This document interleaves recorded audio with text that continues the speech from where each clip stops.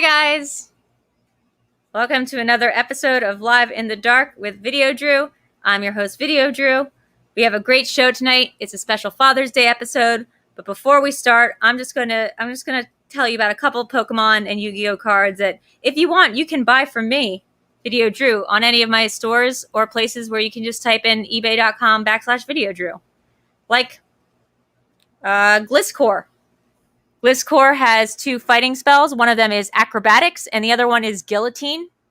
And he's got a heart power of 120. So if you want Acrobatics or Guillotine, get Gliscor.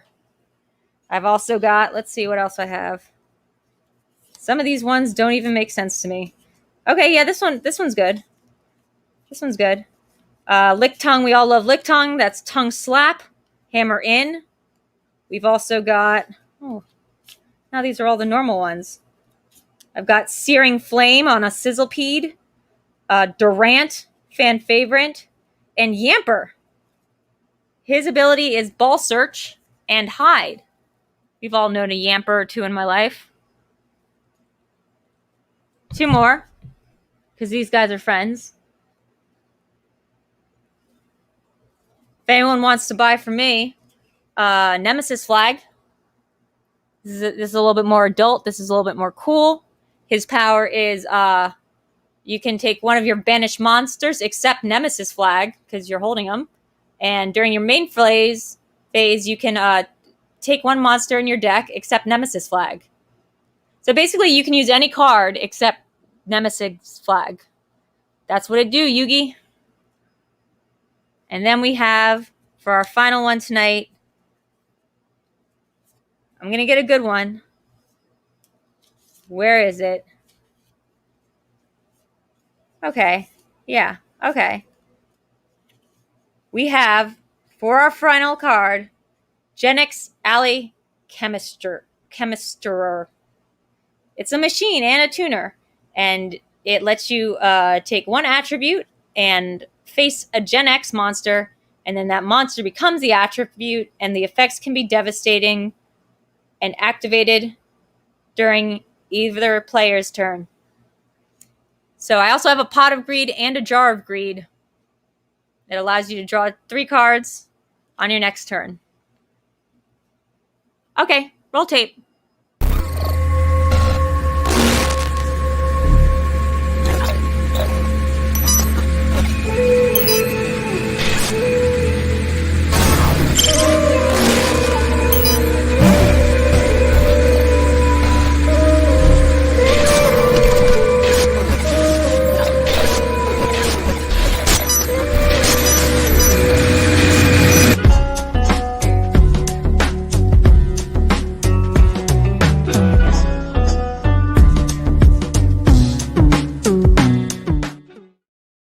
Dad, I got you a card. I thought that you might like Psyduck.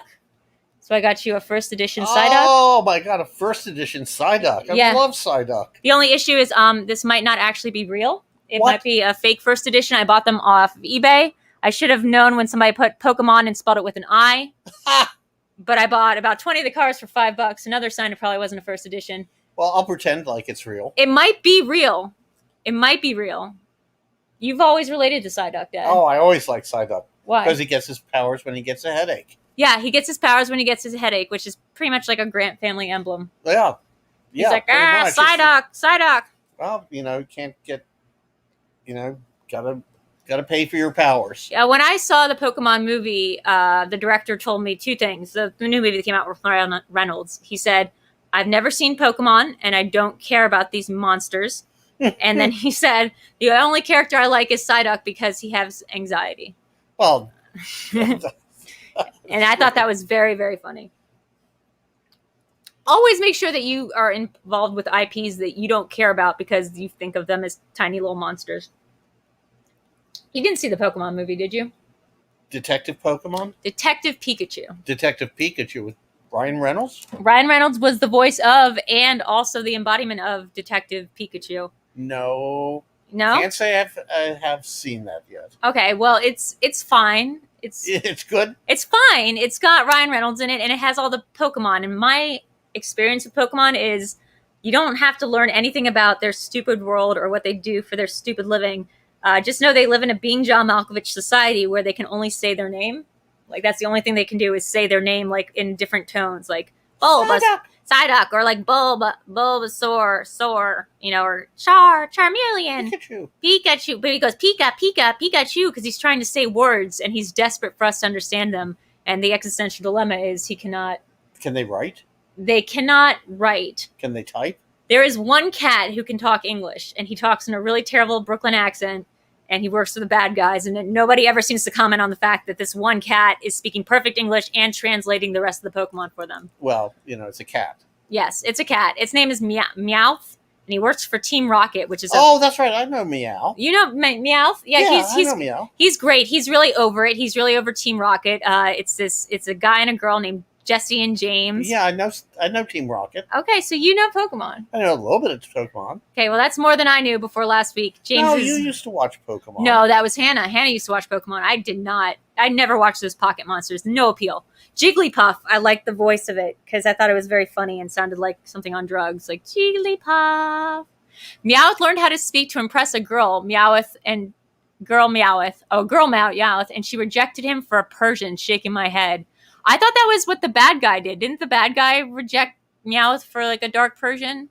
Or is that just something consistently across the board? Don't have a clue. Joe Hipsterson. Is that really your last name? Joe Hipsterson saying that that's a girl Meowth rejected Meowth, and I guess that's how he became a Brooklyn stereotype. Oh. Hot take, Meowth and Joey Wheeler from Yu-Gi-Oh! Are the same guy. It's the same very offensive Goomba accent that I hate. It's like an offensive portrayal of how Americans talk. Dad, how are you doing? I'm doing pretty well since I moved out here. Oh, yeah. My dad lives out here, guys. That's Yeah. really exciting. So you've moved to Santa Barbara. I moved to Santa Barbara at the end of February. And that's end of March. And that's something you've always wanted to do. Always wanted to do since the first time I came to Santa Barbara. And it's just lovely. Retired. Yeah. Finally. Kinda. You Yeah. have like another job. I have another job. I've got a wonderful job title. What's your job title? My job title is Director of Research for the Hefter Research Institute. Well, there's research twice, so I like that. Yeah. What does that involve? Well, doing research twice. Research twice, doing research once, then making sure that's done, and then doing it again. Yeah, well, Hefter Research Institute is a foundation, Okay. private foundation that was founded in 1995, I think. Okay. So it's been around for a while. Okay. And they fund psychedelic research. There we go. There we go. They fund psychedelic research, which is something you've been involved with basically your entire life, right? Well, since college. Since college, in some form or another, psychedelic research. So that's why I went to graduate school. To do psychedelic research. No, to find out how psychedelic drugs work. Right. Because that seems like an interesting way of like Walter Whiting your way into a career path. It was a great career path. Yeah. Get to study drugs and you get paid. So what did you find out most about psychedelics? What was the biggest thing that you found out about psychedelics? Because right now it's like having a moment. Everyone's talking about microdosing and serotonin upping, and it's become like this huge thing that people are finding that it is okay, that psychedelics are probably good for you. In some ways, probably better. In controlled settings and in microdosed formulas that they can be. Well, microdosing not so clear. Really? Not? No. Why not? The research has not really demonstrated a clear effect of microdosing.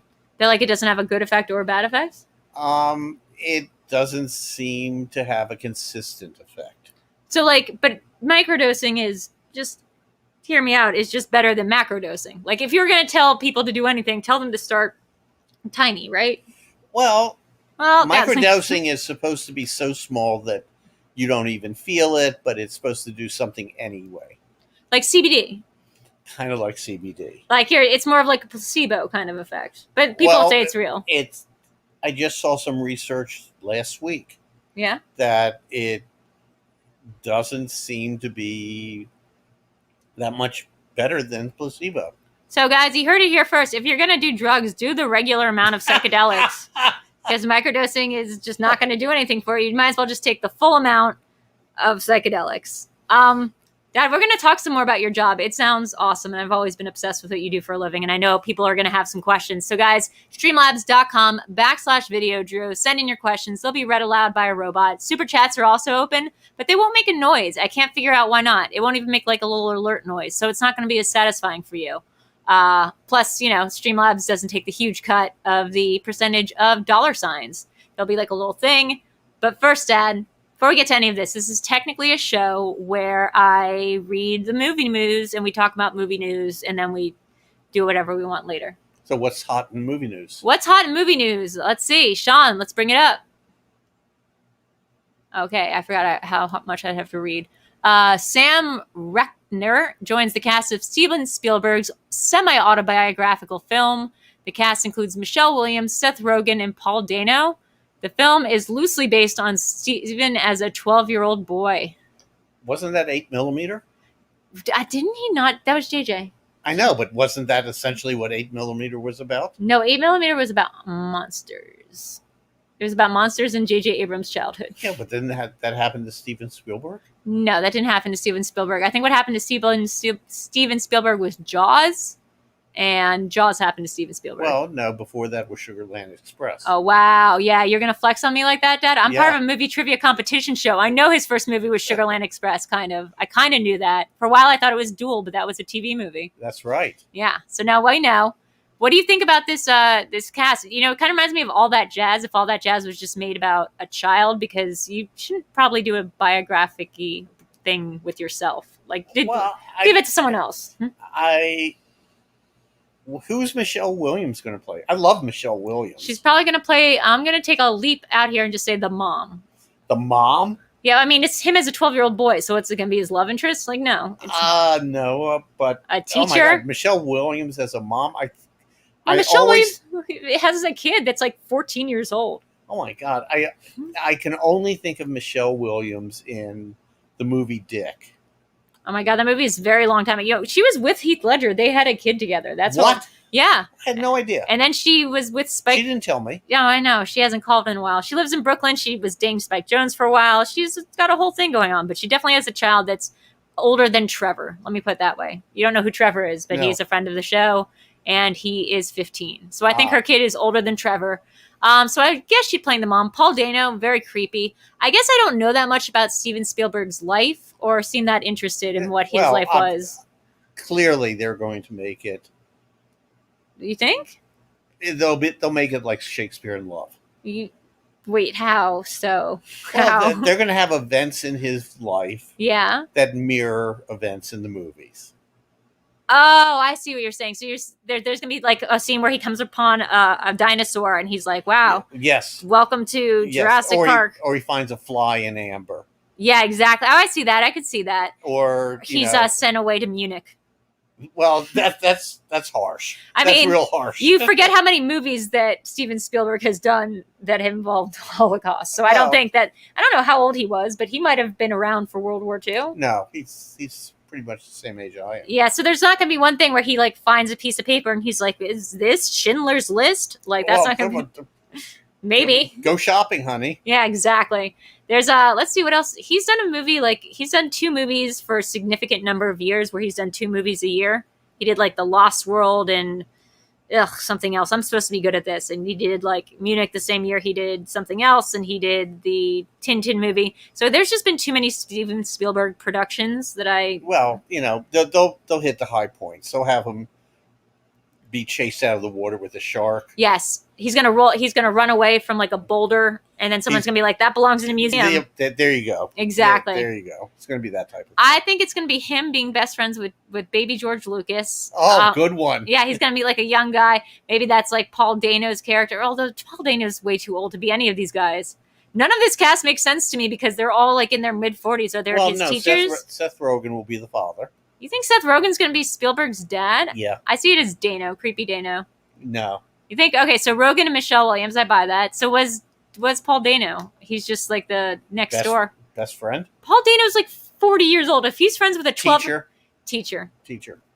The person who gives him his first camera. Maybe the bad teacher, though, because Paul Dano's got that kind of weird Rafe themes, kind of creepiness. Yeah, he'll be the bad guy. He could be the bad guy. He could be the T-Rex. He could be a lot of things.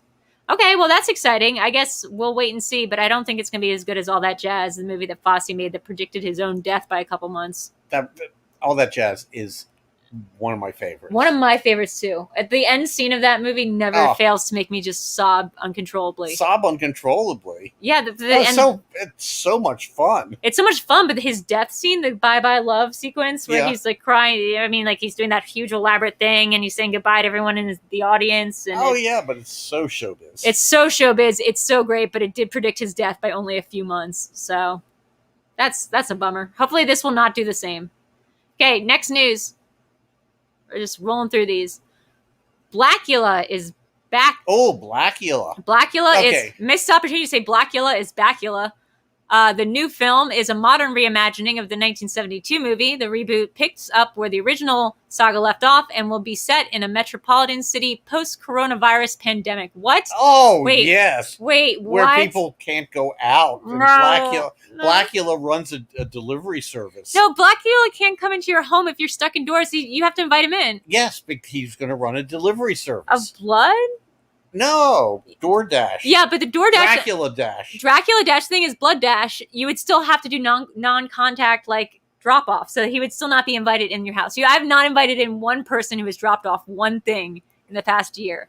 Oh, but that's going to be the whole trope, is how does he get himself invited in? I can be honest, I don't know Blackula that well. I've never saw the original, and I don't know how I feel about setting things in the post-pandemic world. We had that Michael Bay movie Songbird come out, and it was supposed to be like a zombie movie, but then they just changed it real quick to be like coronavirus movie, and I don't know, it felt a little weird.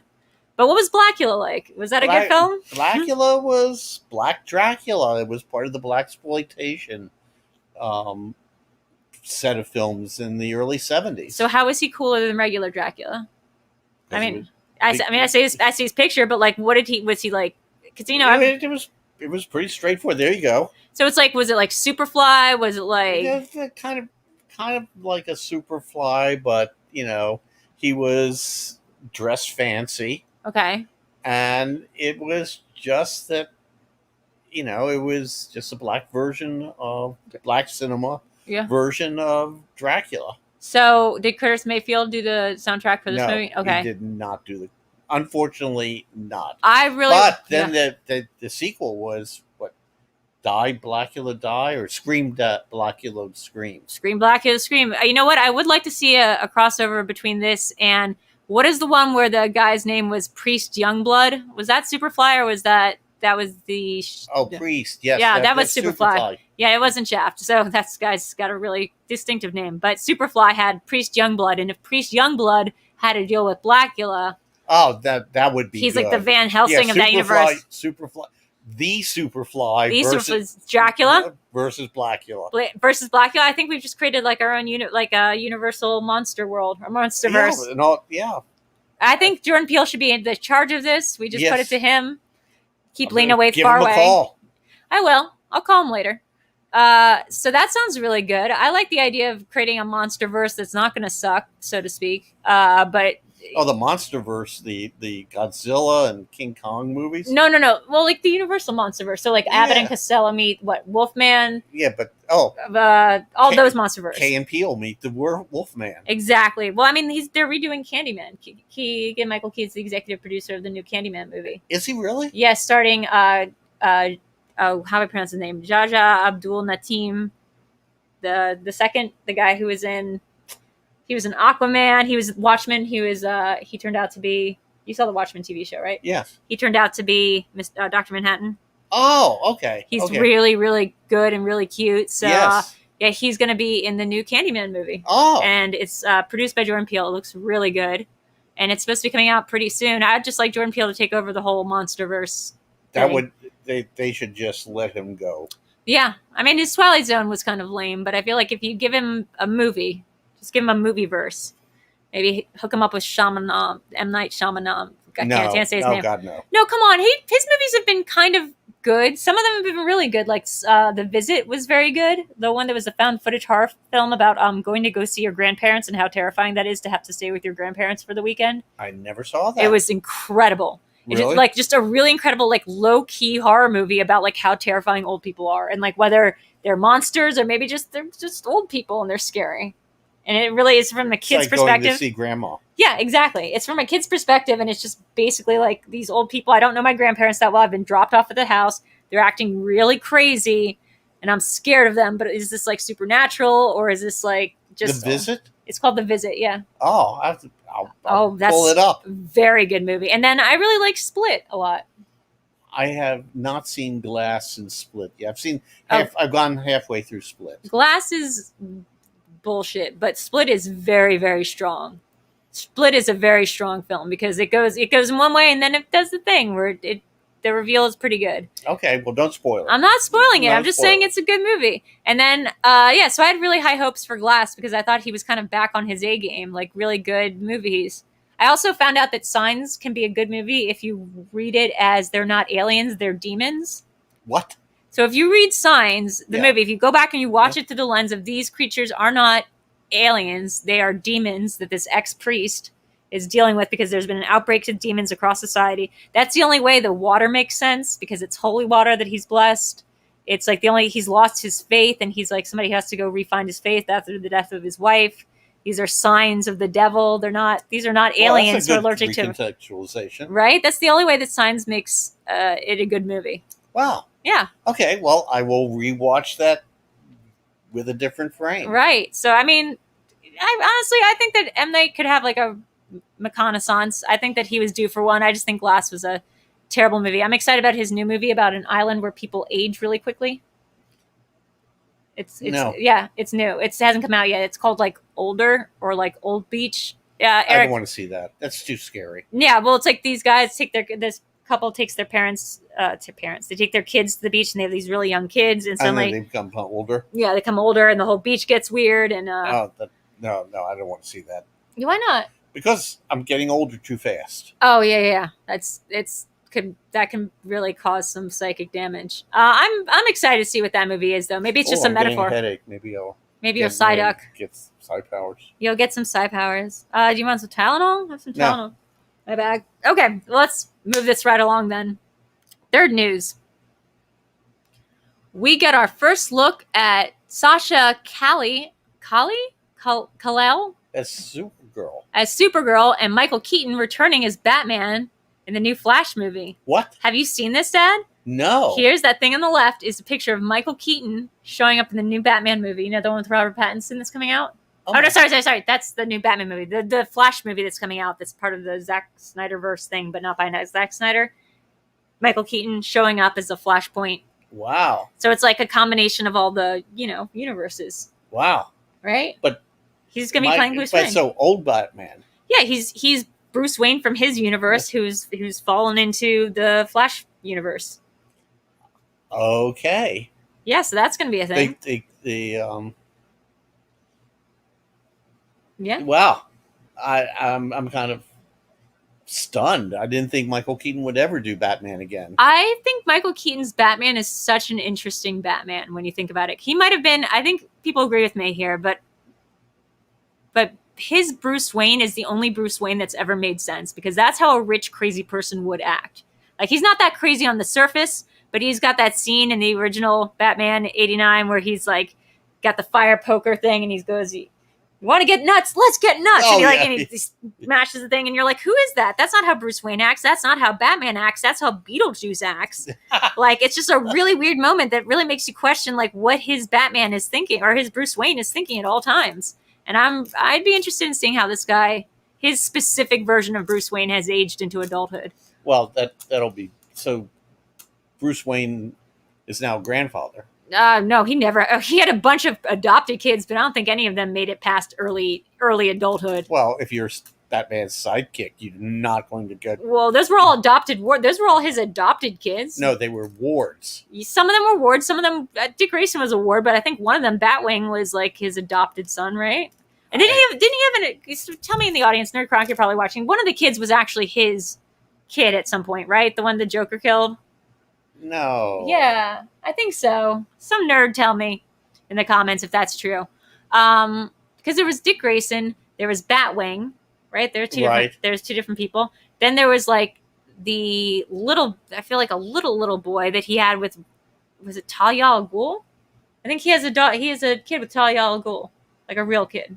No. Okay, I'm going to Google this real quick. We're just going to take a break from the show and find out if this is true. Michael Keaton, AJ Lancaster goes, Michael Keaton from Mr. Mom as Batman? No, it won't work. Why? Why? He's just joking. He's pretending like he wasn't already Batman. Multiplicities, Michael Keaton? Never. When I was a kid, I never believed that Beetlejuice could be the same guy as Batman because Beetlejuice was just so creepy and like seemed like somebody that Batman would hate. He could play Beetlejuice as Batman's new nemesis. Okay, I'm doing Batman's son IRL. So, who's Batman's real son? Damian Wayne. Damian Wayne. Told you, Talia al Ghul and Batman's kid. That makes him heir to the greatest crime fighter. That's right. But instead, he went off and formed a band? I don't know what he did. He probably died. Grayson's the ward. Then there's Batman's adopted son, which I believe is another guy who's not the ward. That's Darkwing, right? Yeah. Red Robin, Tim Drake. Oh, God, no. Tim Drake. Awful. Tim Drake, and he died after Jason Todd. Yes. Who was another guy. So he's got a bunch of... But then he had a daughter, too. He had a daughter. No. The one from The Dark Knight is not his daughter. That's just like a friend of his that he found. That's just like a girl. No. He never adopted her. She just like has her own parents. Right? Batman sidekicks throughout the years. This is what the show is, Dad. We just Google stuff. So there was Dick Grayson, Barbara Gordon, Tim Drake, Jason Todd, then somebody called Jean-Paul Vallée. Oh, yeah, that was the Eurotrash. There was a Eurotrash one? Yeah, that was the Eurotrash sidekick. Oh, that seems terrible. Stephanie Brown, Robin Batgirl, Damian Wayne, Duke Thomas, who's Robin Lark. Looks like somebody else. Cassandra Cain, Helena Bertinelli, Huntress. Oh, she showed up in the Birds of Prey movie. He looks terrible. Yeah, he just seems like a weirdo dude. Jason Todd, Red Hood, who I believe got killed by the Joker. Yes. Barbara Gordon is Oracle. James Gordon doesn't count. Tim Drake, Robin. Barbara Gordon is Batgirl, Alfred, and then Dick Grayson, Nightwing. So I was telling you that I watched a 1943 serial, Batman. What's that? It was a serial. Okay. From 1943. Okay, what was Batman doing?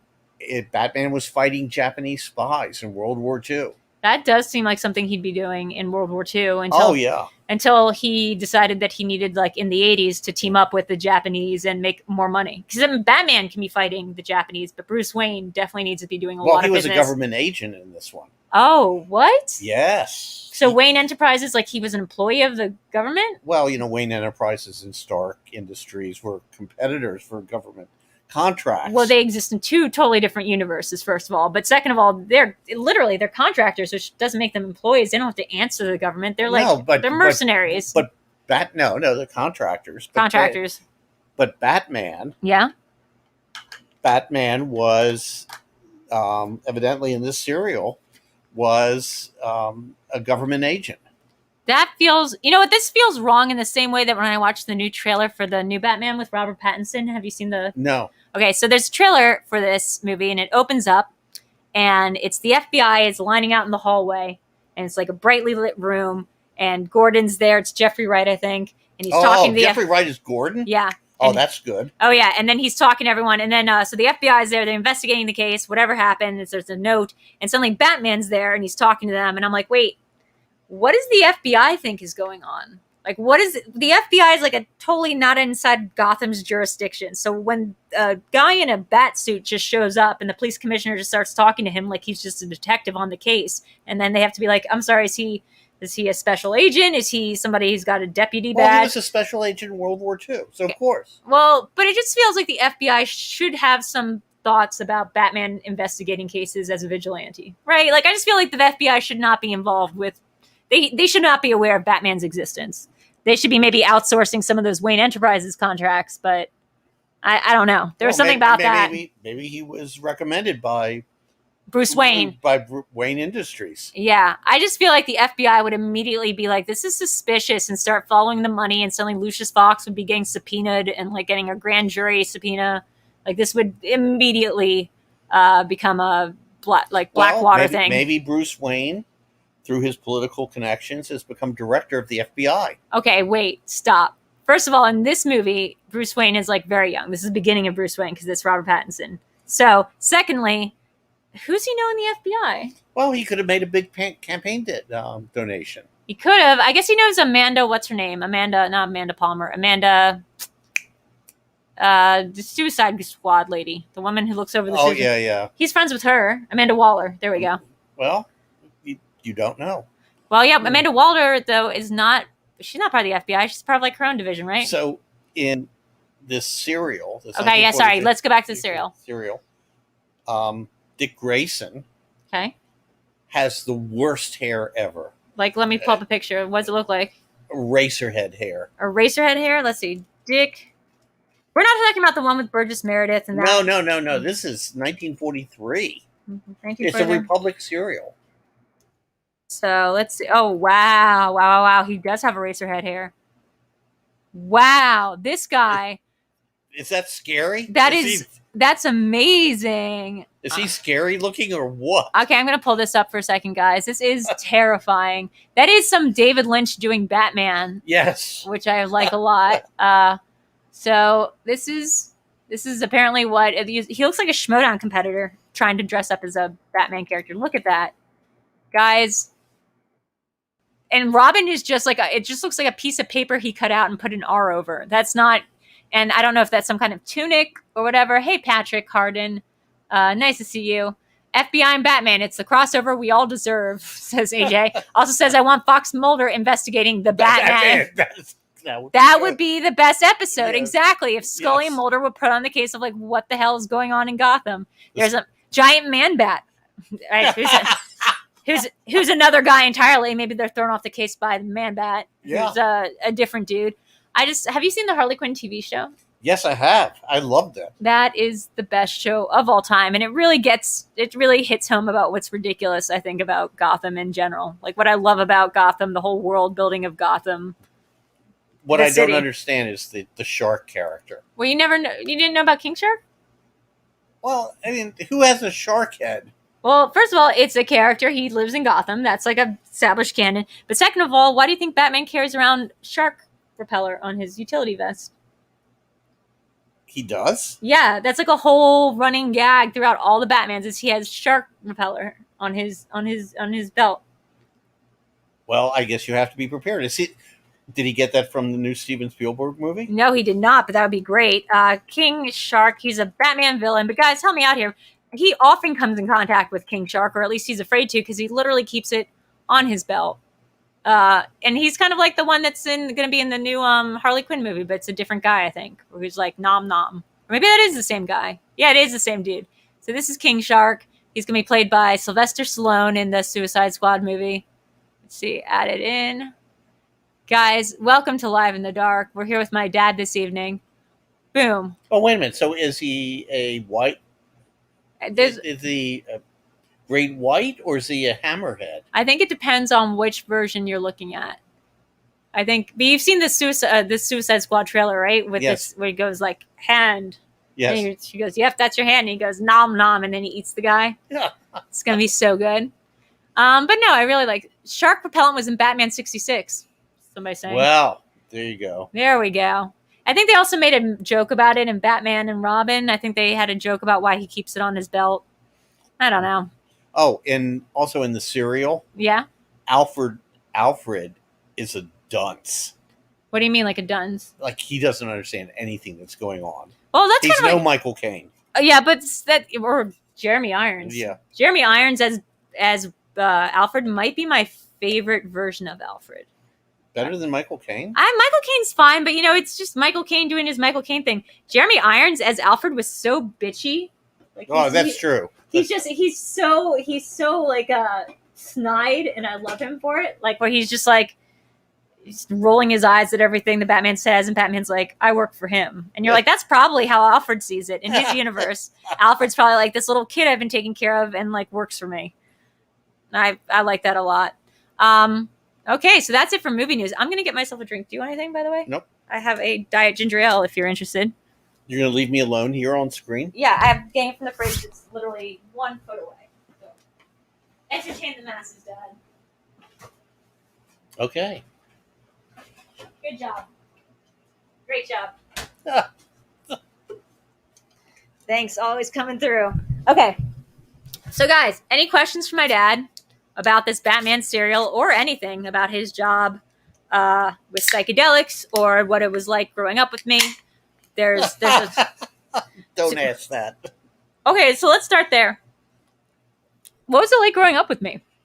Well, you talked like this before you could talk. What do you mean? You had the inflection, you had the prosody, you could babble, and it made perfect sense.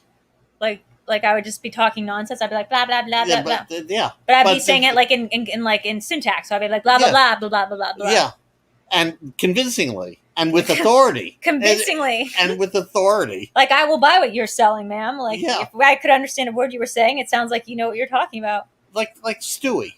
Like Stewie, but without words. Without words, without a time machine. And without that annoying voice that Stewie has. Well, I do like that one part where he's making fun of Brian with his book. He's like, you got a little novel you're working on?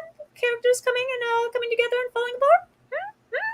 Maybe somebody falling in love and becoming a better man for it? No? He goes, no, you get the point. That's my Stewie impression, guys. For $10, I'll do Cartman, but I'll hate it. Now, you love South Park. I like South Park. Why? Why do I like South Park? Yes, just a question that I've always wondered about. Because they go off the rails. They just take a premise and they go off the rails with it. Oh, look, we got a little chat. Hold on. New donation from Videodad. What was it like raising Videodrew? Okay, that's video. How did you keep up with her? What is one of your favorite stories of the two of you? Well, wow, thank you for your donation, Patrick. One of my favorite stories was a poster you have here. What is it? When we went to Disney World. Yes.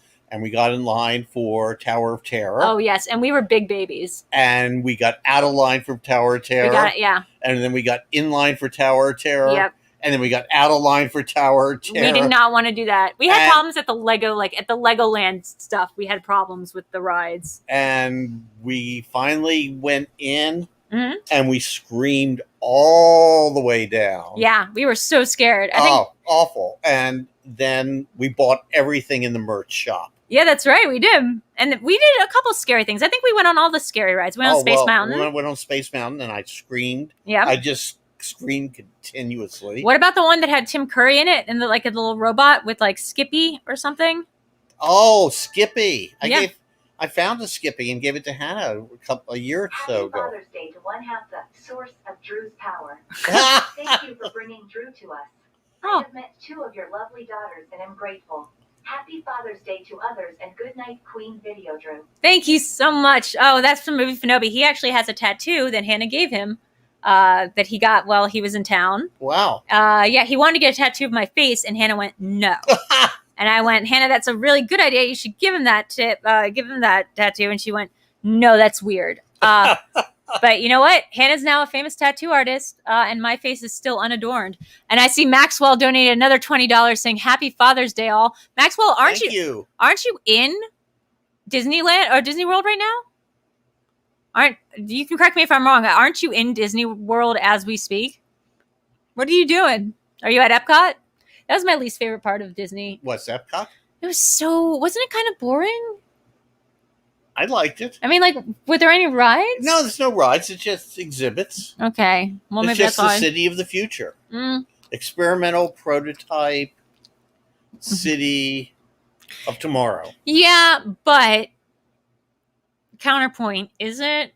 Wasn't it just like a bunch of there was a weird dome and then a bunch of overpriced Thai food? Yes. Yeah, okay. Yeah. Okay. Yeah, it's kind of like a mini World's Fair. Okay, well, I do like that idea. World Fair is good. I want to go to Disneyland, but apparently it now costs $1 million to get a day pass. I saw John Campia took him and his wife for $3,000, got Disneyland tickets for oh my God. For a day hopping pass, so they could go to the two places. There's Adventure Park here, yeah. Adventureland, and then there's the regular park. Well, California Adventure is where the Marvel Universe stuff right. is.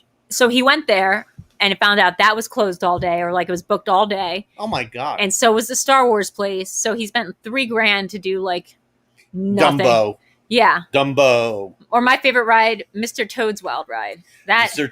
Toad's Ride. I did Mr. Toad. I went to Disneyland last week. Okay, that's way cooler than me. I went on Mr. Toad's Wild Ride. I went on Dumbo. You went on Dumbo. I went on Mr. Toad's Wild Ride. You have to be a little bit high and you have to go late at night, but that ride is so scary. It why can be. Yeah. Why does it depict hell? Okay, what is that movie about? I have another story. Okay, go ahead. Drew as a child. Go ahead, but then I want an answer to this. This is embarrassing. Okay, go ahead. Do you remember at Rehoboth Beach when we traumatized you?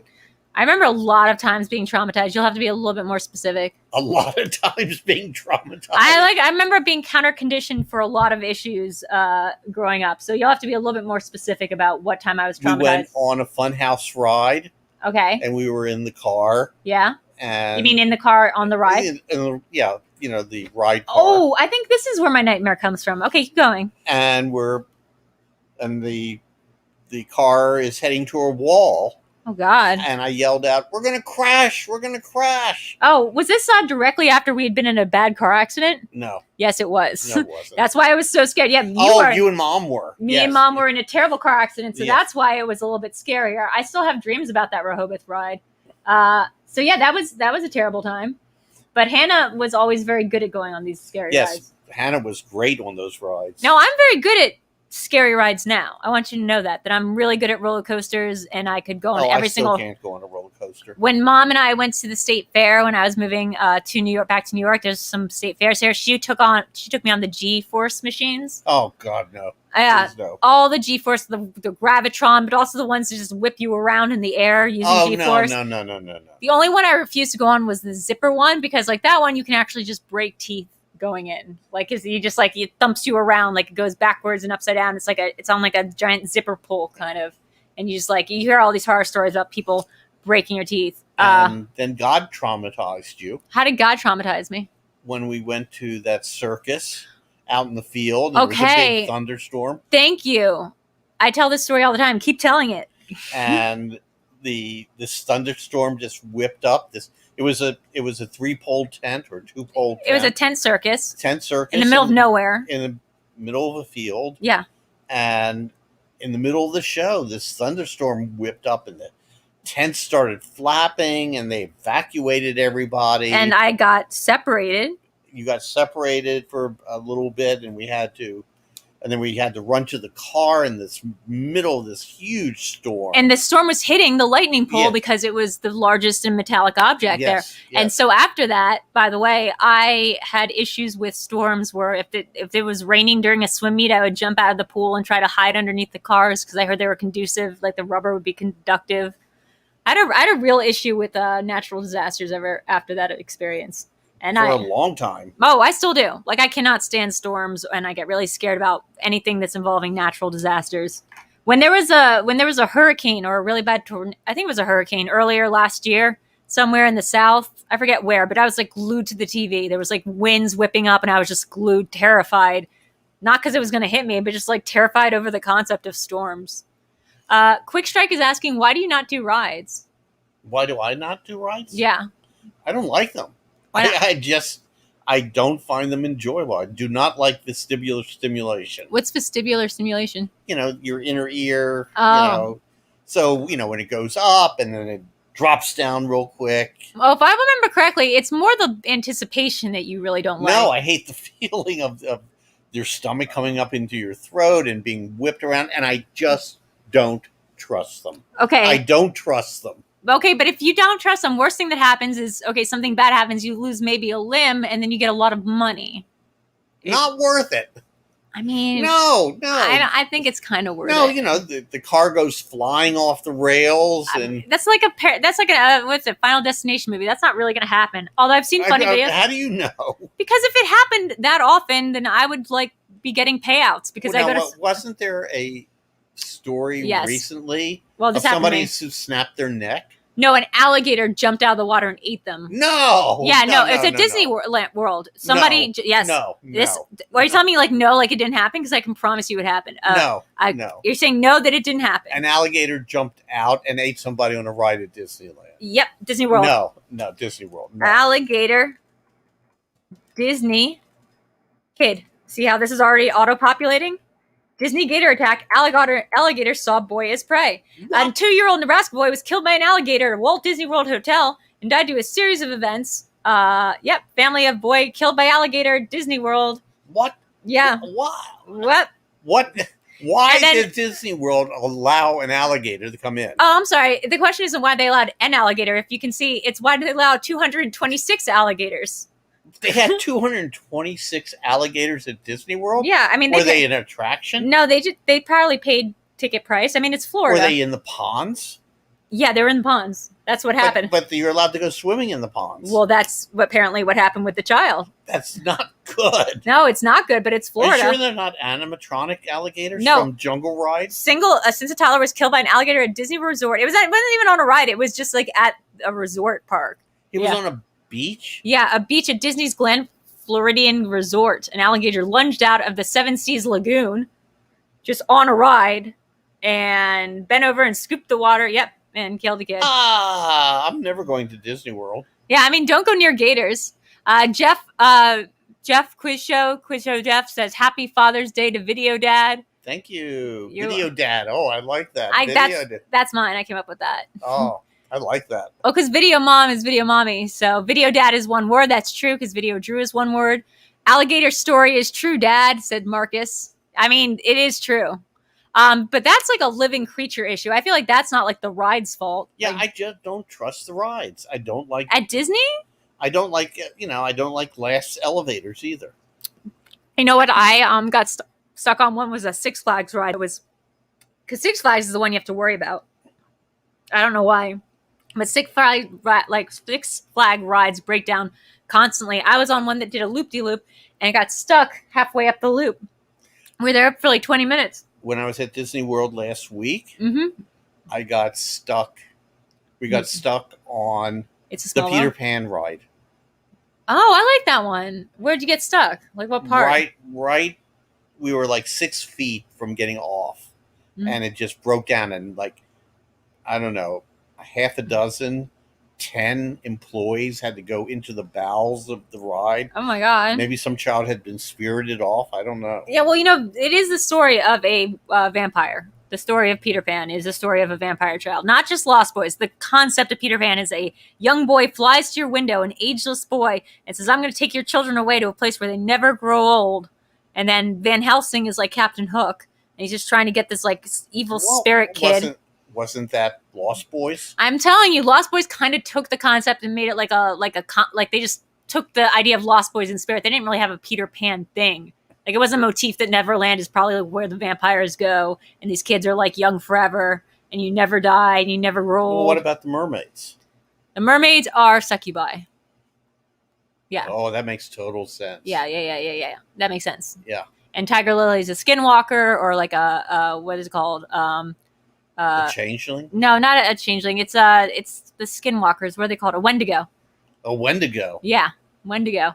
And there's alligators. Are there alligators? Oh, there's a big crocodile. Crocodiles are different, but yes, there is a giant crocodile. Close enough. Pretty close. The line to see the mutilated kid was 2 hours, but we had fast pass. Too soon? Apparently not. Apparently not too soon for my dad. Ferris, my friend Ferris was saying, I'm with Videodad. I don't trust them either. I'd be tripping if I got stuck. Yeah, Mr. Toad's Wild Ride is the scariest ride I think to get stuck on. Mr. Toad's Wild Ride is wild. Lord, yes. One time I took too many edibles and I went on that ride. Oh, no. And God, no. I was like, why does this ride have hell? Like, why is there a depiction of hell? Like, what movie does like a frog die and go to hell? Like, I didn't understand it. I was very upset. They were originally going to call it Mr. Toad's DMT ride. I mean, people have made that joke before. Like, honestly, like the whole thing is like how that ride even exists because no one remembers that movie. No, or like whatever it's based on. It's a book. But it has to be a Disney movie in order for it to be a Disney World. It's not like they have so many rides based on books. It must be a Disney movie. They appropriate anything they want. No. But I'm saying it is a movie. Mr. Toad's because it's Mr. Toad's Journey is like a movie, right? Mr. Toad's, yeah. Mr. Toad's Trip. Mr. Toad of Toad Hall. Toad of Toad Hall, right. And he drives real crazy. Yes. But I don't think the movie involves him going to hell. Well, because, his arms are short and his legs are long. So you know about him. You know about him. So all he can do is press the pedals. He can't really steer well. Did he hit another kid on the way there? I mean, why is he going to hell? Why is he going to hell? Yeah. He's a toad. Wind in the Willows. Thank you, Patrick Harden. Wind in the Willows. What I would like to see in that world is if they could just take all the things that they've gotten rid of for the Matterhorn ride, the whole Song of the South thing, and just put it in the hell version of the Mr. Toad's Wild Ride, so you just see those racist crows and all the things from that. I wanted to see the crows. Go off. I wanted to see the crows on the Dumbo ride. Well, and they have Timothy up on the top of the Dumbo ride, but he doesn't have a feather. Well, because Timothy isn't a racist character, and also Dumbo has the feather. He needs the feather.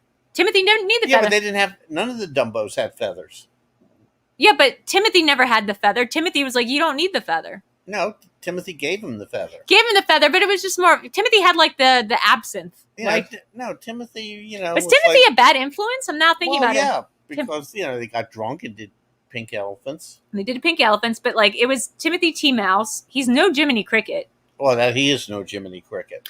Did you see the new Dumbo? The one that Tim Burton did? Yeah, I didn't like it that much. Didn't like it, but I loved that Michael Keaton was evil Walt Disney. And then they were just like, that's going to be in the Disney movie. If you want Tim Burton to do this, then there's going to be evil Walt Disney. And that's going to be part of the Dumbo story. Toads trip by licking each other, says Movie Fanobi. Is that true? Can toads get high licking each other if they're that special kind of toad? No, I don't think toads lick each other. But like there are kind of toads that can get, that if you lick them, you get high. Or tree frogs, right? Yes, they have a venom that's buffotinin. Have you heard about this new thing where like people are specifically taking not just ayahuasca, but like tree frog venom, all this stuff to not only just have these really intense trips, but specifically to vomit and purge and have that purge experience? No, that does not sound like fun to me either. No, it sounds awful, but it's like supposed to be this shamanistic thing and also kind of like a fad diet that's combined. Like, going for repeat colonoscopies. I think it's even worse than that, but I knew a girl that was being interviewed for this, and she was like one of the worst people I ever met, and she was in this New York Times article about people who now do it as like a fad diet. No, that's awful. Wait, Crick Strike 2 says, I have done it a lot. Sorry, I took my medication. You mean I'm done it a lot like you're like toad licking? No, thank you. You only vomit at the beginning, says Marcus. Oh my God.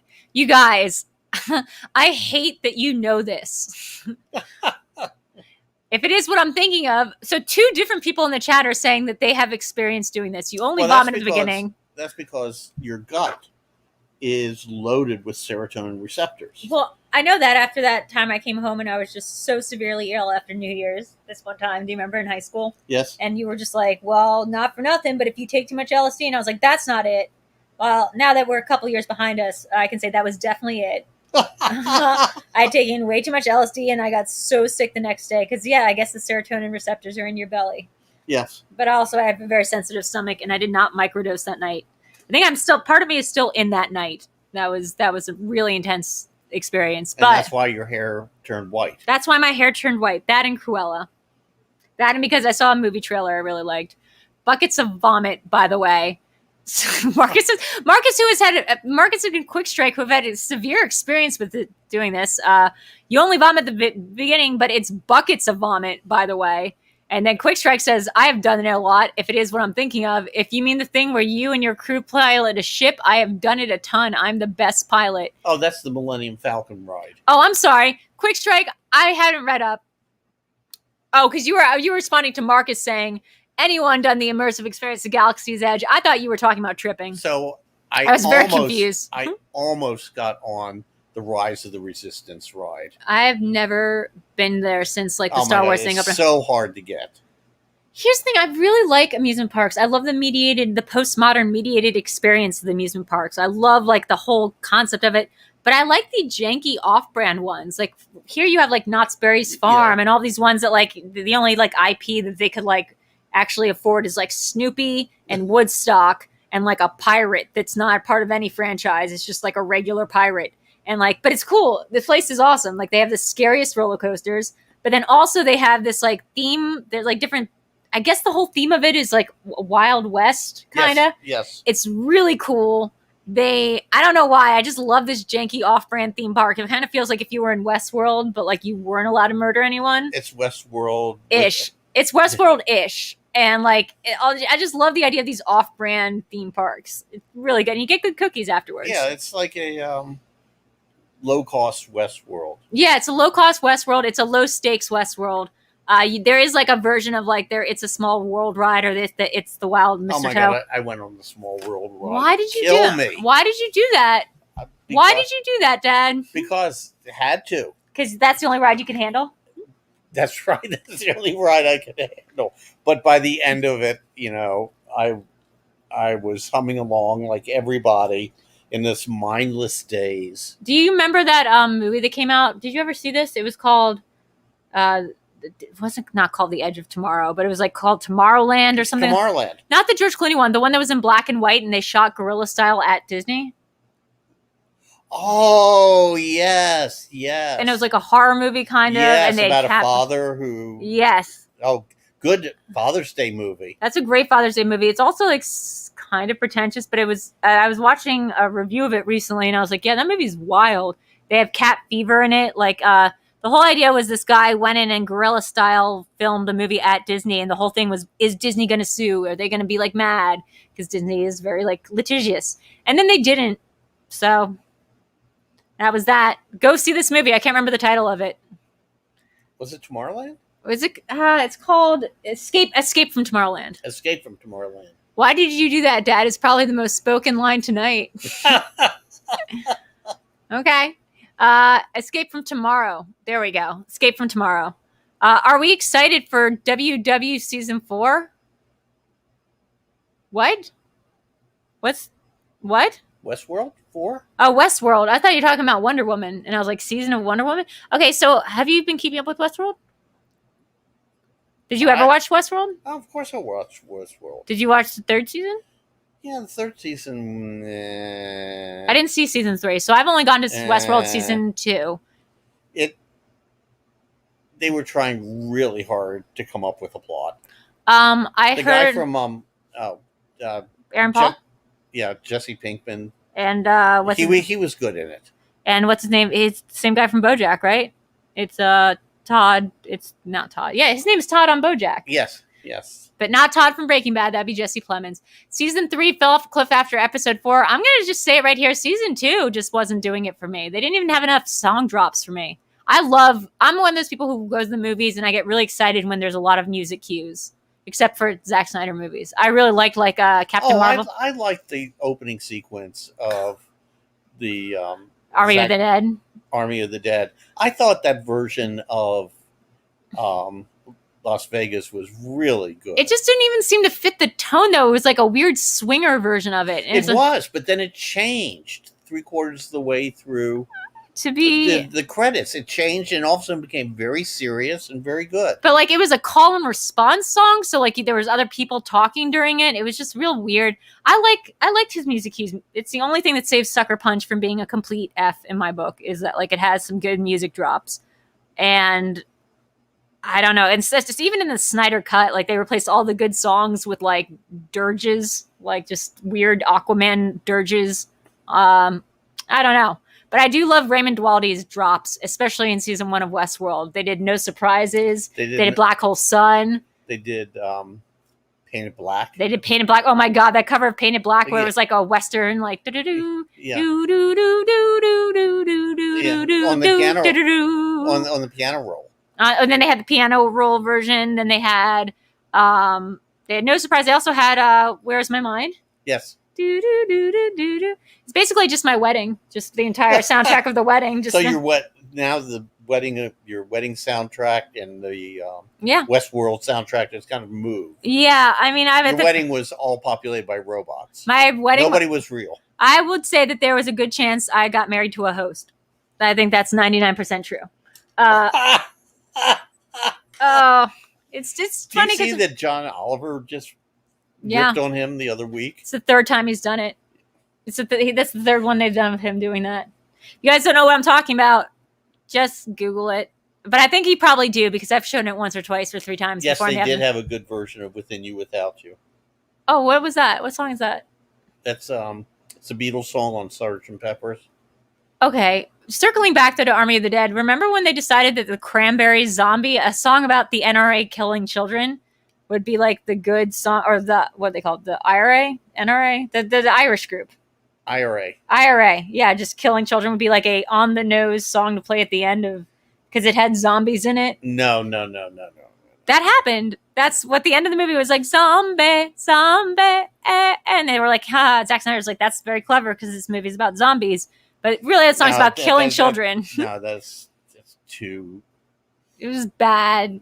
That was bad. And also, it also weirdly suffered from not enough song drops. Like, it should have had a couple more music cues in that movie. It had that one in the beginning and the one at the end, and then just kind of didn't... They couldn't afford it. Yeah, probably. They spent all their money on effects. They spent all their money on not focusing the camera and having Tig Notaro digitally inserted into every shot. Well, that tiger pretty much was the music budget. Mm-hmm. But you got to have a zombie tiger. Got to have it. I mean, if they had just gone into that vault and taken all that money instead of implying that there is some sort of causal time loop in a better movie version of Army of the Dead. Cranberries, what did I say? I thought I said... Your wedding took place in Westworld. That's brilliant, Videodad. It did take place in Westworld. Basically, it was a lawless music park, but it was somewhere else. It was in Bainbridge Island. Cranberries, yes, they did that other great song about you're a dream to me. Those songs were big when I was growing up. So let's see, Dad. We have a game. I don't want to keep you too late because I know you do have work tomorrow at your job of psychedelic research. What? Yeah. Psychedelic research. But you're researching the research. I'm funding the research. You're funding the research. So you are researching what the candidates are doing. You're researching the research of psychedelics. You're studying what they're studying, right? And deciding who the money goes to. Well, I'm administering the grants. Okay, I'm sure you can't tell us about any grants that are currently being given out, but can you talk about any of the grants that have been funded by this company that have been cool? Basically, they were virtually the only group in the U.S. that was funding any psychedelic research for decades. Well, what have they come up with? What have been some of the hypotheses and conclusions of this? Basically, all of the research that has led to the current renaissance was funded by Hefter. Really? It was funded by this group. Huh. Are they allowed to study CBD? No, I was... because there's so many other entities that fund cannabis research, including NIH, where I used to work. Yeah.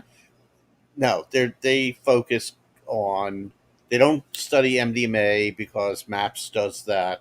Okay. So they just focus on classic hallucinogens. So like just straight up... LSD, psilocybin, DMT. So those are like the standbys. None of the designer drugs, none of the... Well, yeah. I mean, there's, any of the synthetics or the analogs.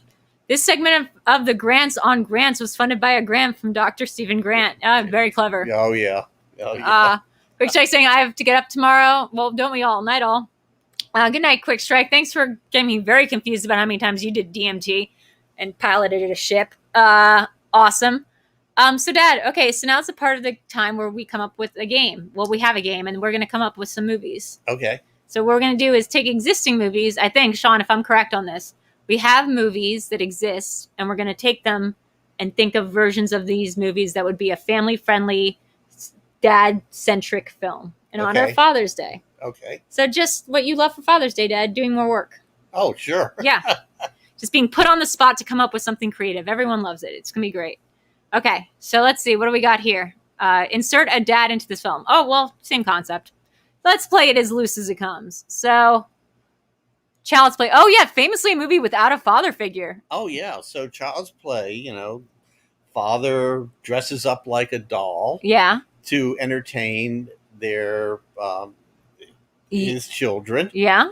And things get a little bit out of hand, but nobody really gets hurt. Oh, is this like the time that you dressed up as Barney for? Yes. Okay, yes. after the bar mitzvah, like, yes, or something. And the only person who got hurt there then was me. Because you pummeled me. I pummeled him. That's right, guys. You thought that story was fake that I tell once a week at least. It's absolutely true. It was an Are You Afraid of the Dark themed party, right? Yes, and you were out in a tent. We were out in a tent. By the woods. And then suddenly we hear, I love you. And I open up the tent door and all my friends were very young. We see Barney shambling out of the mist in a full-size Barney outfit, and it's just been a scary night all around. So what do? We just charge that mofo. Brought me down in an instant. I think I got off the glove and was holding it like Lord of the Flies style, like, aha, I've got the conch.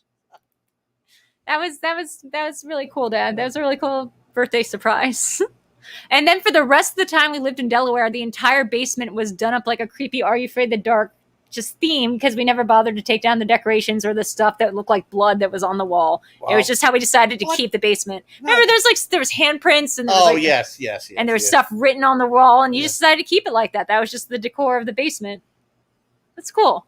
That's terrifying, says Marcus. No, that's Grant's. That's just the Grant family household.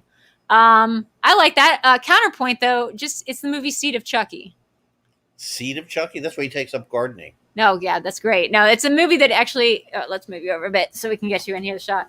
But it's a movie that actually exists. It came after Bride of Chucky. Yes, I know. So Seed of Chucky is just the kid of Chucky. Yeah, so does Seed of Chucky bring presents to Chucky on Father's Day? And what does he bring? Is it a full-size child? I don't know. Like, is it just like the head of their enemies? I don't know. If I don't remember the mythos of Seed of Chucky, but okay, so a mashup between Chucky and Seven.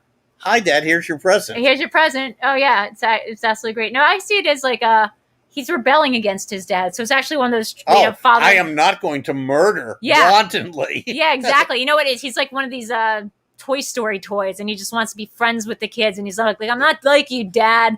I'm like, I'm voting Republican, and I'm going to be Andy's friend forever. And it's like he stops visiting him.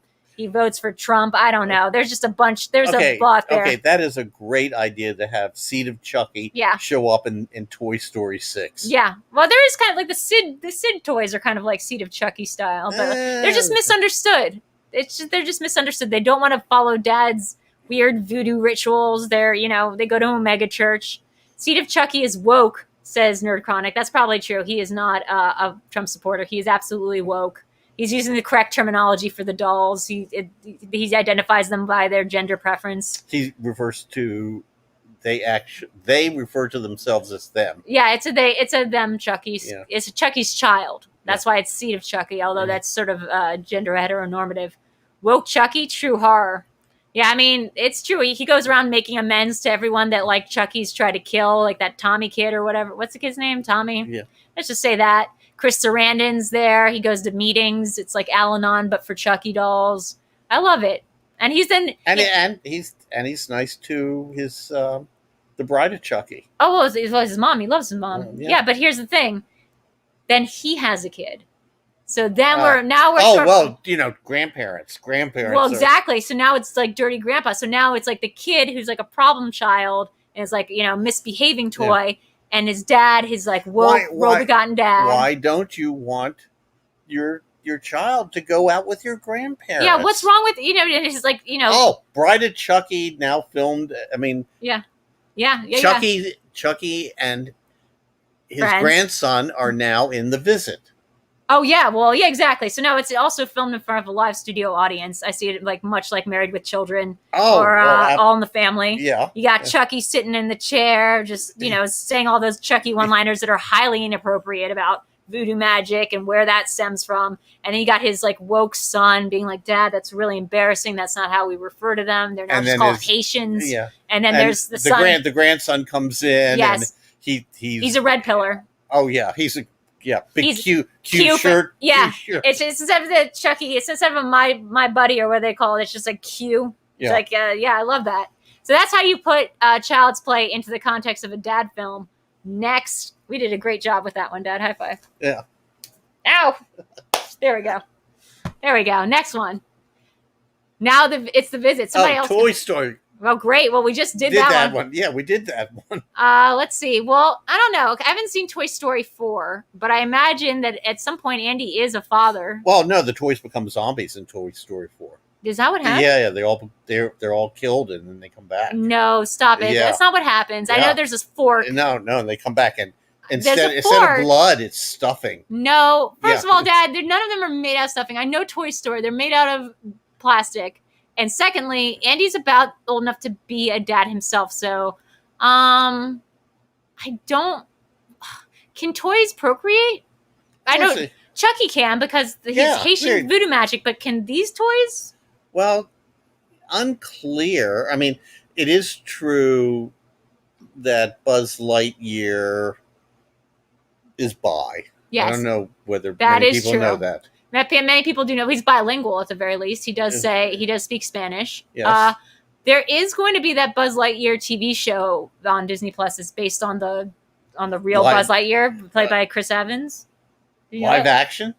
I don't remember if it's live action. No, I think it is live action. Yeah, and it's based on like the guy that the toy is modeled off of, and like his adventures. So what guy? The Chris Evans as Buzz Lightyear, the real Buzz Lightyear, who the toy is based on. So in the world of Toy Story, Buzz Lightyear in the very first movie, he thinks he's the real guy, but he's not. He's just a toy. Remember, you are just a toy. But in the reality world of this film, he is based on a real like astronaut who went to like Mars or whatever and had all these adventures. And that's what the story is going to be taking place in. It's going to be about that guy's adventures. So, or I'm not sure if it's in Buzz Lightyear and Flash Gordon. No, yeah, kind of. So, like in the world of this, he's not real. He's not a real guy, but he's like a character that they came up with for a TV show or a movie. And then he gets turned into a toy. No. It's just about his journeys. It's not about the toys at all. It's just about the guy they based it on. He goes to infinity and beyond. Yes, exactly. And he defeats all the like bad guys in his world that he's always talking about. Toy Story 4 shows us that toys can be brought to life by the will of a child with Forky. Oh yeah, I heard about this. Is the sequel to my Army of the Dead. Someone says side mutant toys from Toy Story 1 come back to life and take over Vegas. That is my sequel to Army of the Dead, and that would have been way better. That would explain a lot. That would be good. That'd be good. I wish Zack Snyder would explain. And the T-Rex. Yes. Versus zombies. T-Rex versus zombies. I love it because I think they do. If this means that the children can will them to life, doesn't that mean that ignoring them also kills them? And then they can be brought back to unlife again. I don't know. There's a lot going on here. I just think that if Andy has a son who has no imagination and these toys all turn out janky, like they all turn out like to be somewhat... Oh, and he's terrified. Yeah. And then he gets hospitalized. Yeah, he gets hospitalized. Because the toys talk to him. And then he dies. No, he doesn't die. No, he doesn't die. He's just stuck in a mental asylum for the rest of his life. He's roommates with Glass. Yeah, he's roommates with... I love that you haven't seen these movies, so like that's what you think the movie Glass is about. He's roommates with Mr. Glass, and he thinks the toys are alive. It's the side story of Split that we never knew we needed. I could see this actually being a good M. Night Shyamalan movie, but Toy Story is and then at the end it turns out he's a toy as well. Well, oh my god. And you zoom out, and it's just toys all the way down. Well, you know the Pixar extended universe theory, which is all movies in Pixar take place in one single universe. No. So, yeah, because the pizza shop from Toy Story appears as a logo in Cars, and it also something from WALL-E appears from another movie appears in WALL-E, and that implies that this is a shared universe, which means at some point there was a robot uprising on planet Earth, which then like puts in the timeline of the continuum. So toys are sentient, right? So this exists kind of like in our world right now. Then we get to some future reality where Cars exists. And Cars is a universe where all of Earth is populated by sentient cars, no humans. None of the stuff is made for humans anymore. Everything's been retrofitted to be like car hotels and car restaurants. So what happened to the humans? WALL-E shows you they've all left Earth and have left the Earth to just give them to trash-eating robots. So there's just one single continuity timeline of Pixar universe, and it's very, very dark. What about the sentient lamps? Oh, yeah, well, that's probably what started it all.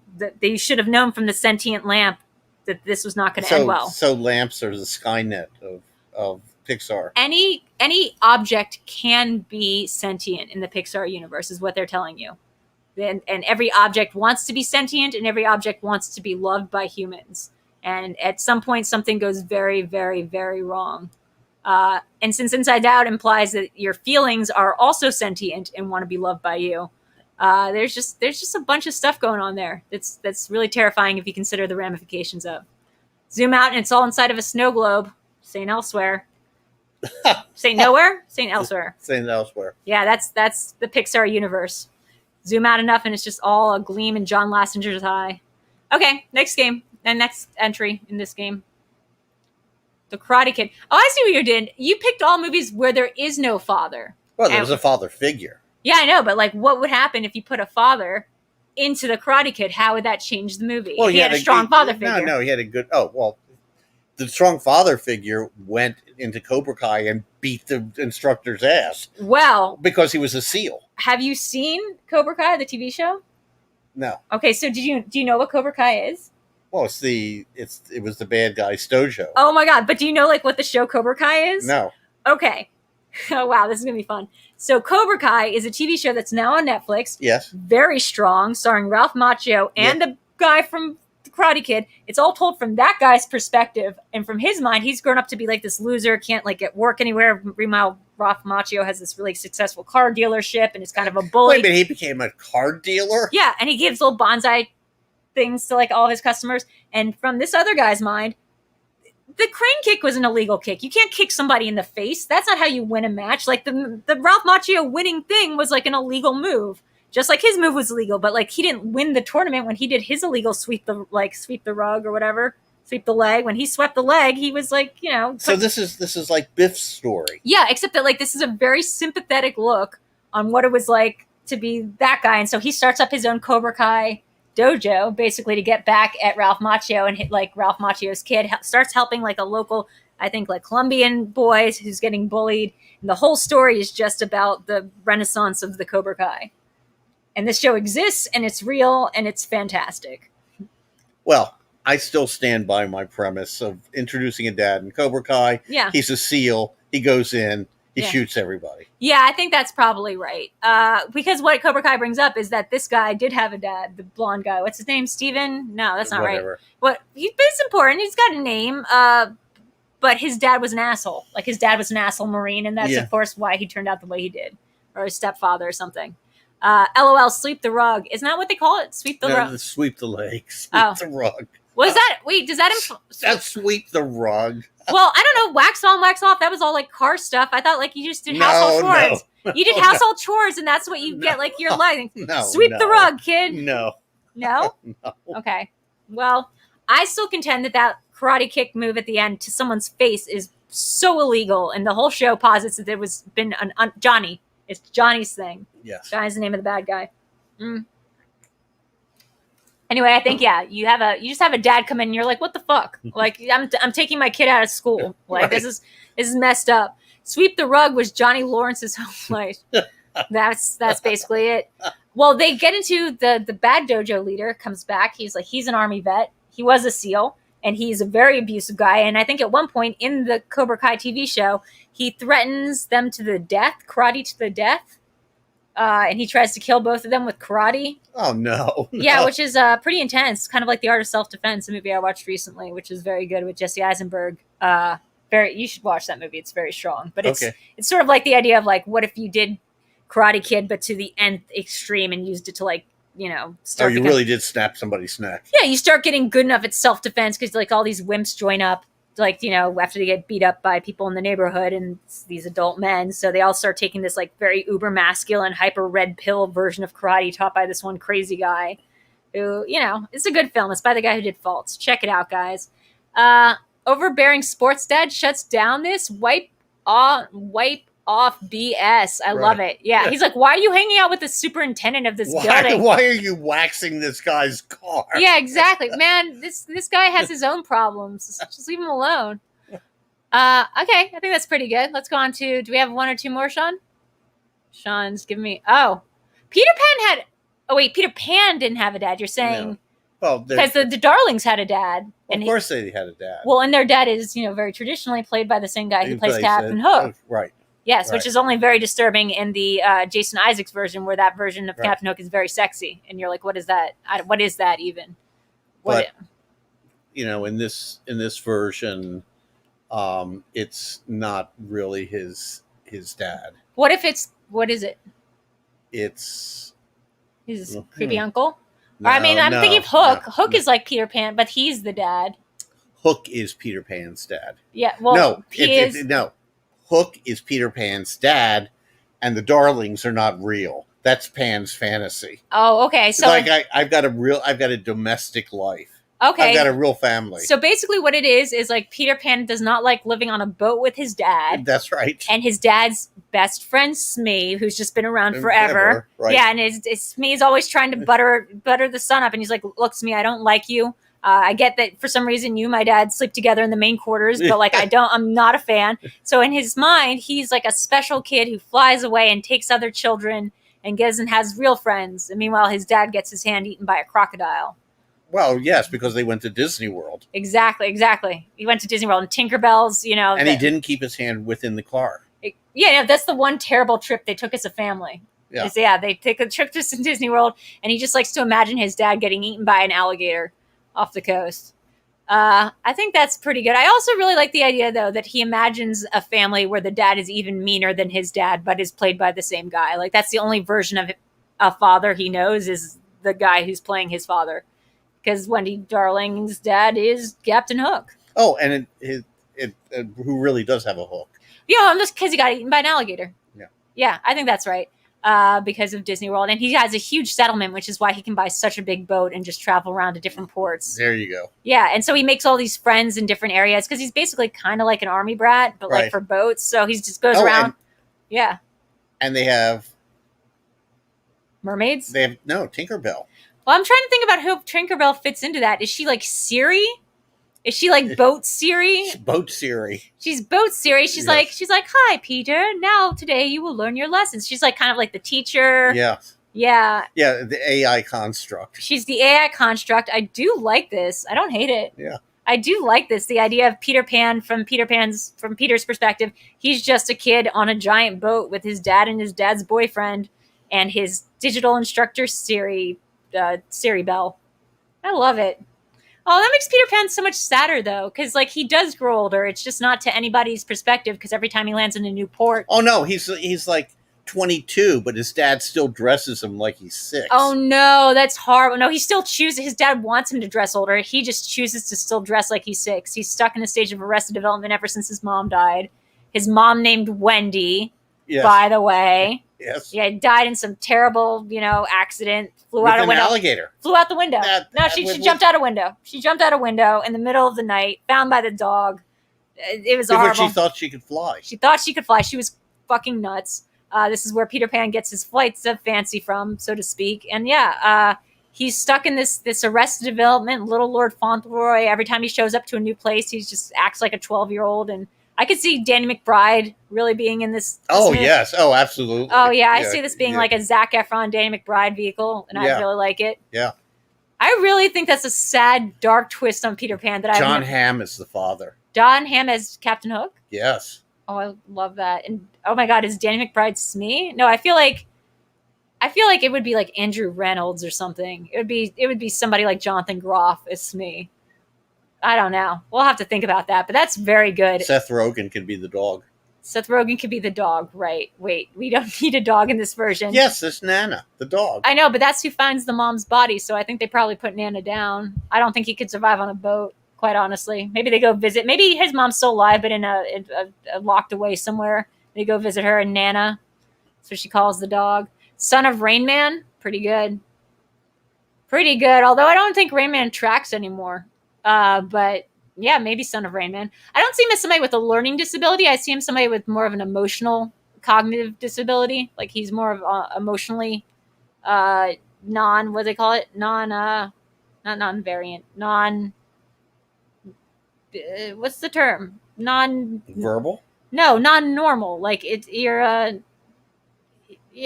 just your other special whatever. You're just cognitively different than other people. But I see him as being like emotionally like that, not mentally like that. So like he's able to function like an adult. He just chooses to live his life as a child. Abnormal, that's right. Yes. Emotionally abnormal. Somebody else said nonverbal. That's not what I was trying to say. He talks fine. Okay, let's go to the last one of these, and then I'm going to let my dad leave this place and go back to Santa Barbara. Oh, wow. Carrie. Wow, great Carrie. pick for the final one. What would Carrie be like, Dad? With a father. Yeah, just being like, cut your shit. No. Cut the shit out. No. Very... neurodivergent. Thank you. That's what I was looking for. Neurodivergent. That's what I was looking for. I was trying to think of a term. I knew it was from a YA novel. Divergent. That's right. Yeah. Thank you. Neurodivergent. Carrie is also neurodivergent in a different way. Yes. So what would Carrie be like as a father? No, with a father. With a father. So like without Piper Laurie running the whole... No. Piper Laurie's got to be in it. No, she's definitely going to be in it, but without her running the show. They just argue all the time. I think... And Carrie's a non-character in this because it's all about Piper Laurie and the parents arguing. If I remember correctly, because it was Stephen King's first book, I do remember reading it. It's told in a very cool way. It's like done through little clips of like articles and stuff, and it's almost like an oral history. If I remember correctly, the dad was even crazier about religion than the mom. He was like he was a preacher or something that like knocked her up, and he was even nutser than like the mom was. And then he either died or just moved on to the next town and left her alone with the kid. Oh no, better. Well, yeah, they're scientists. Or they're scientists, and they don't believe anything Carrie's doing. Yeah, at all. Or my thought is, what's the difference between Carrie and Jean Grey, or like any of the X-Men kids? Like it's the same thing. It's just sort of like one of them went to private school. One of them went to public school. And one of them went to private school. Okay, so Carrie's father, sends her to the Xavier Academy. Yes, exactly. In which case, she's not even like in the top tier mutants. No. Like they tease her because her powers are just they're mediocre. You try to pull that like pig's blood shit at the school, at the Xavier school for gifted children. They're just gonna put you in that room, the danger room, and you're gonna like deal with it. Half the school can close doors with their minds. Yeah, exactly. You're just gonna piss them off. Like that's just gonna be a problem. You get try to like start a fire. The ice guy is gonna come and like put it all out, and you're gonna be put in that danger padded room thing. Yeah. I guess it depends on the type of dad. I mean, doesn't everything, Marcus? Doesn't everything? Carrie with a dad, I think would have been Molly Ringwald in Breakfast Club. Why would it be Molly Ringwald and not Ali Sheedy in Breakfast Club? Was this Carrie with a dad would have been self-destructive? Honey, I'm not sure if you've seen Carrie. She was already a little bit self-destructive. She was very destructive. She was really the before there was school shootings, there was Carrie. Yeah. Even better. Oh, is that even better? No. Okay. I have an even better idea. Okay, you go. Carrie's father was the child of Jean Grey and Cyclops. Or it's what's his name from Legion.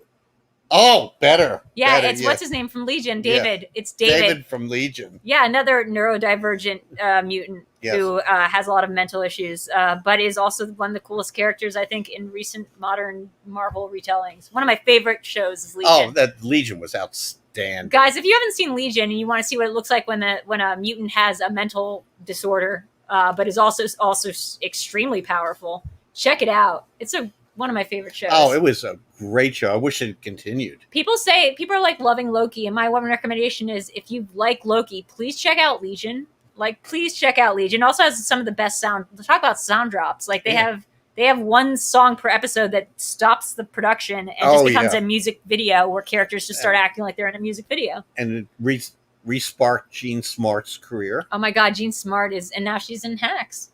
She's great in Hacks. It actually, that wasn't the thing that resparked it. It was before he started doing that. He did Fargo season 2. And put her in it. Right. And that was the thing that restarted her career. Or the dude from Scanners. Yeah. What about him? Oh, the dude from Scanners being her dad? I could see that. But I think the Scanners people, they only had the ability to do that thing to other scanners, right? They couldn't blow up anyone's head? I think they could blow everybody's head off. That's all they could do. But only when they had a headache. Oh, so like Psyduck. Oh, Yeah, scanners done with funny animals. So yeah, it's Pokemon. It's Pokemon scanners. Yeah, Poke scanners. I did find something I like recently, which is I found my niche of Twin Peaks and Pokemon mashup. So it's Poke Peaks. Poke Peaks. Yeah, it's like Laura Palmer with like one of those owly things, or it's very good. And Pikachu as the agent. The funniest thing I found was something that says it looks like Laura Palmer's grave and it's Bobby crying, and it says Diglett, and then it's very good. Or it's like the vlog lady is using psychic power. There's just a bunch of them, and then somebody showed me a picture of Cheryl Lee holding a picture of Laura Palmer with one of those owly creatures from Pokemon. So apparently it's a whole thing. Okay, I think that's good, Dad. Thank you for joining me tonight. Oh, this was a joy. I love this. I told you this would be fun and not weird. And look, we made $70 tonight, so that's awesome. Well, Thank that's you, good. Thank you all. Thank you everyone for donating. We will be doing the after show on Zoom like we normally do. My dad probably will have to head out though, so I'm gonna take a couple minutes before or after the show to say goodbye and wait. Show everybody what I got you for Father's Day. And you can find me. I'll just do my plug right here. You can find me at Videodrew across all social things. Tomorrow we are having a labyrinth quiz, so that's going to be fun on VideoChronic. Look, guys. Look, guys. So it's what Clarice made for Hannibal for Father's Day. It's what Will Graham made for Hannibal. Will Graham made for or what was the name of the girl? The little, not Allison. What was the name of the girl from season 1? Oh, I don't remember. Oh, come on. It's the daughter that they wanted to give. Yes, I know who you're talking about. It's what Eddie Izzard gave her for... Wait, do you know the fun fan theory that Eddie Izzard is actually the Hannibal that we know from Silence of the Lambs? That's the act... Because Hannibal Lecter is not supposed to be like the way that he acted in Silence of the Lambs, all creepy like that. That's not how Hannibal would ever act. So that's actually a man who's been convinced... That he is... Oh, good one. And he's a genius, and he has all the qualifications of the Chesapeake Ripper, but it is not Hannibal Lecter. It is Eddie Izzard's being set up. Nice one. Yeah. Good one. Now, all right, on that note. Well, Dad, do you have anything to plug? I know you talked about the place where you're working, but do you have any social things? Nope. I am just an old retired guy now. Okay. Well, if people want to look up the institute where you're doing research, what is it called? Hefter. Heffter. Cool. Check out Hefter. Hefter Research Institute. Give them money. Also check out Maps. Also check out Arrowhead. Is that still playing? Arrowhead's still running. Yeah, Arrowhead. All those cool psychedelic places. Check me out on my Patreon, patreon.com/Videodrew. You can find out our schedules, Monday, Thursday, VideoChronic Pop Culture Quiz. Like I said, tomorrow we're doing Labyrinth at 8 p.m. Tuesday, Cinema Bias. We're doing Moonstruck because Alex hasn't seen it, and we had to watch that terrible Irish movie that was made by the same guy, which I don't get because Moonstruck's so good, and Joe versus the Volcano is so good, and that's his only 2 movies that he's directed besides that. So we're going to be going over that. Sundays is this show. We have study sessions twice a week, Wednesdays and Saturdays, and who knows, there might be a new show on the horizon, a new show or two. All right. And then check out my Pokemon stuff. So check out my eBays and Mercuries and all this stuff. Okay, guys, thanks for joining us, and we will see you next time. Nice being here. Bye. Let's see. Wrong thing. Sorry, Dad. Yep, that was right.